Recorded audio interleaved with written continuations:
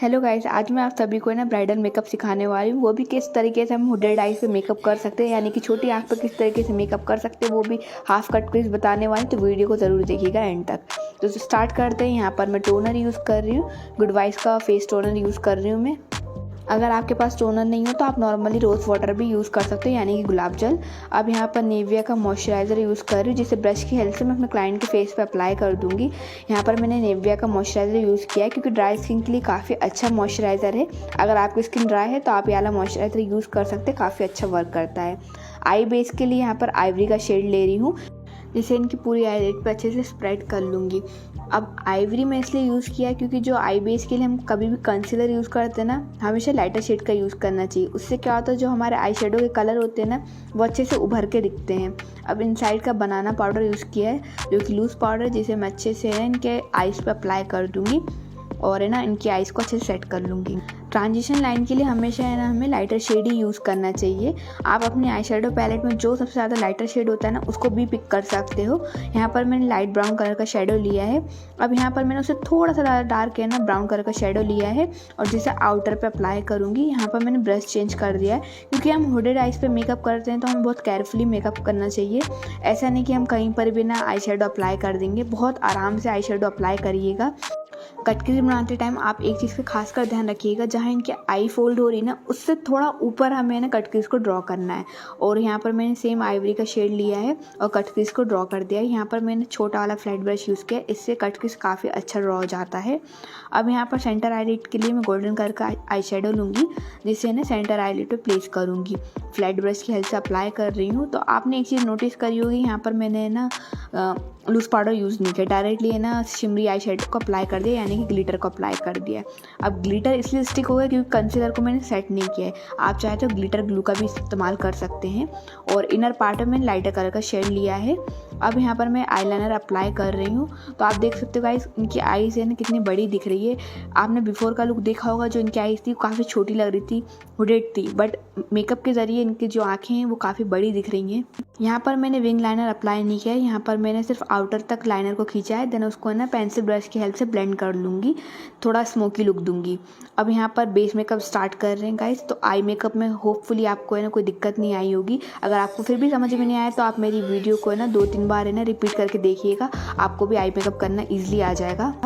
Swiss beauty का यहाँ पर प्राइमर यूज़ किया है, ये काफ़ी अच्छा प्राइमर है। इसको लगाने के बाद फेस में एक अलग ही शाइन आ जाती है।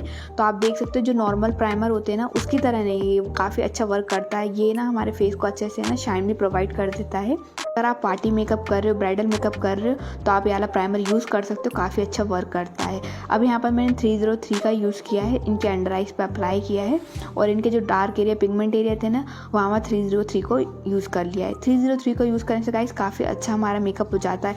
जो हमारा जो makeup orange colour corrector apply करने से जो हमारा ऑरेंज पैच रहता है ना, वो हट जाता है। 303 काफ़ी अच्छा टोन होता है। अगर आप इसको यूज़ करोगे तो काफ़ी अच्छा वर्क करेगा, क्योंकि ये पीच शेड में होता है, जो हमारे स्किन टोन के अकॉर्डिंग ही होता है।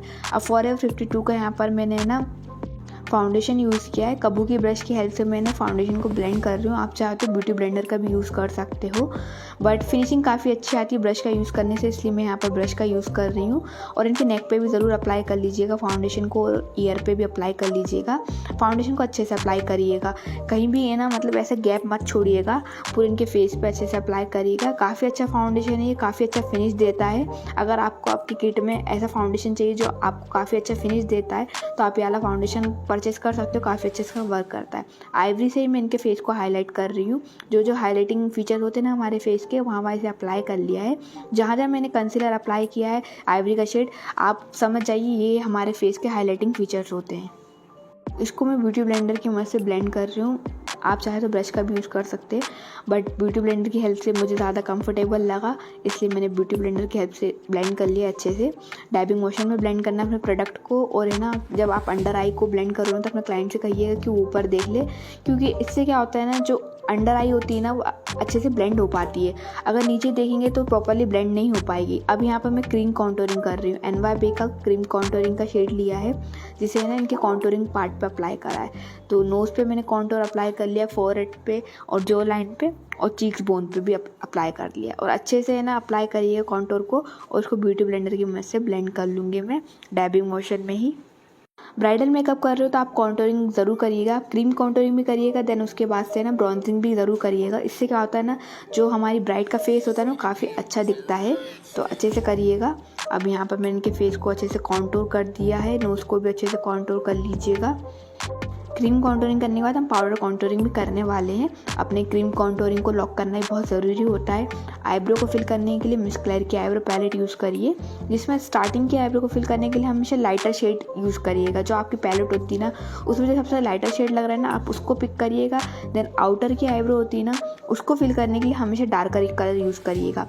अब आपको कैसे पता चलेगा कि आपका आउटर कहाँ पर है? जो आर्च होता है उसके नीचे का हिस्से को आउटर बोलते हैं, और जो सामने के पार्ट होता है उसको इनर बोलते हैं। अब लूज पाउडर की हेल्प से मैं अंडर आई को अच्छे से सेट कर रही हूँ। अंडर आई को सेट करने से पहले है ना, ब्यूटी ब्लेंडर की हेल्प से जितने भी क्रीजेस पड़ गए होंगे ना, उसको ब्लेंड कर लीजिएगा। देन लूज पाउडर को अप्लाई करिएगा। अब स्विस ब्यूटी की पैलेट यूज़ करिए, जिसमें से मैं ना कॉन्टोर का शेड ले रही हूँ, और जो मैं क्रीम कॉन्टोरिंग करी थी ना, उसको सेट कर रही हूँ यहाँ पर। तो उसको अच्छे से सेट कर लीजिएगा, और सेम पैलेट में से ब्लश का शेड यूज़ कर लीजिएगा।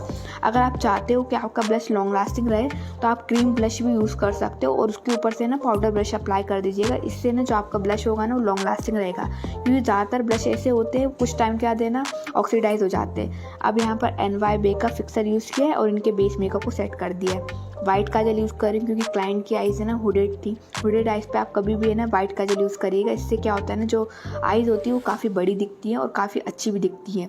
लोअर लैश लाइन की सेम कलर यूज़ करिए जो मैंने आई मेकअप क्रिएट किया था, ट्रांजिशन लाइन वाला, और आउटर कॉर्नर के जो कलर यूज़ करे सेम कलर को यूज़ करके लोअर लैश लाइन पे अप्लाई कर रही हूँ। मस्कारा अप्लाई कर लिया और फॉल्स लैशेस वेयर करवा दी है मैंने। अब यहाँ पर लिपस्टिक के लिए मैं है ना 2 शेड का मिक्स एंड मैच करके एक लिप शेड का बनाऊंगी। अब इधर क्या कर रही हूँ, मैं मरून कलर का है ना पेंसिल ले रही हूँ, स्विस ब्यूटी की लिप पेंसिल है, जिससे मैं है ना पहले एक शेप भी देती जाऊँगी और इनके लिप्स को अच्छे से फिल करती जाऊँगी। अब यहाँ पर लिप पेंसिल से मैं लिपस्टिक को अप्लाई कर लिया। न्यू शेड की लिपस्टिक यूज़ करूँ, जिसे मैं ना सेंटर लिप्स पे अप्लाई करूँगी। इससे क्या होता है, ओम्ब्रे इफेक्ट भी आता है, और एक जो लिपस्टिक होती है वो यूनिक भी काफ़ी लगती है, काफ़ी डिफरेंट लुक आएगा। इसे एक बार ज़रूर ट्राई करिएगा। अब सेम पैलेट में से ना मैं हाइलाइटर का शेड लूँगी, और इनके जहाँ जहाँ हाईलाइटिंग फीचर्स होते हैं ना, वहाँ अप्लाई करूँगी। आप सभी को पता है गाइस, हमने स्टार्टिंग में क्रीम हाईलाइटिंग कर ली थी, यहाँ पर हम पाउडर हाईलाइटिंग कर रहे हैं। जो हाइलाइटिंग फीचर्स होते हैं ना, बेसिकली हमें वहाँ हाइलाइटर को अप्लाई करना है। आईब्रो बोन को भी ज़रूर हाईलाइट कर लीजिएगा। तो गाइस आप देख सकते हो कि बिफोर का लुक कैसा लग रहा था और आफ्टर लुक कैसा लग रहा था।